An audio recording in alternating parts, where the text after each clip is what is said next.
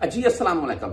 एक पिक्चर आपको दिखा रहा हूं मैं। मदीना अल मुनव्वरा से एक मामला सामने आता है। मामला कुछ इस टाइप का है कि आप जितने भी यहाँ पर गैर मुल्की काम कर रहे हैं, खास करके मदीना अल मुनव्वरा, या आप बरीदा हाइल वाली साइड पर हैं, ताइफ वाली साइड पर हैं, या जिज़ान वाली साइड पर हैं। मैं इन शहरों के नाम क्यों ले रहा हूं?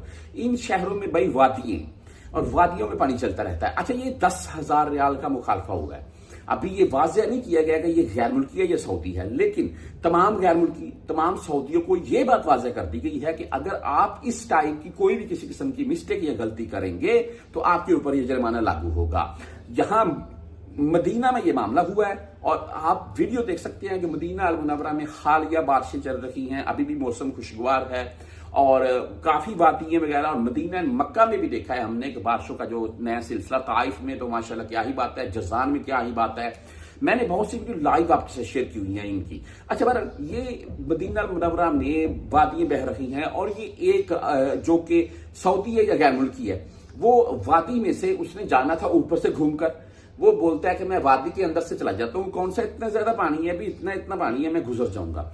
जब वो वादी में से गुजरता है, पानी बढ़ता है तो दरमियान में फंस जाता है। फिर फौरन मोबाइल निकालता है और 911 या 999 के ऊपर, आप हेल्पलाइन के ऊपर कॉल कर सकते हैं, और आपके पास 2, 4 या 5 मिनट के अराउंड में जो है मदद है वो पहुंचेगी। तो इसने फौरन कॉल करता है और रेस्क्यू करने के लिए पहुंच जाती है टीमें।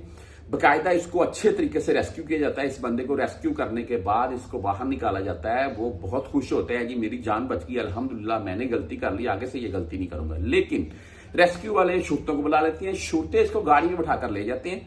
होता मामला ऐसे है कि इसको बोलते हैं कि वादी में क्या लेने गए थे। वो बोलता है मैं घर जाना चाह रहा था, या मैं उस तरफ जा रहा था, मैंने बोला ऊपर से क्या जाना है, वादी से गुजर जाता हूँ, कोई इशू नहीं है। इस बात का बहाना उसका नहीं माना जाता है, और 10,000 रियाल का उस बंदे के ऊपर मुखालफा किया जाता है।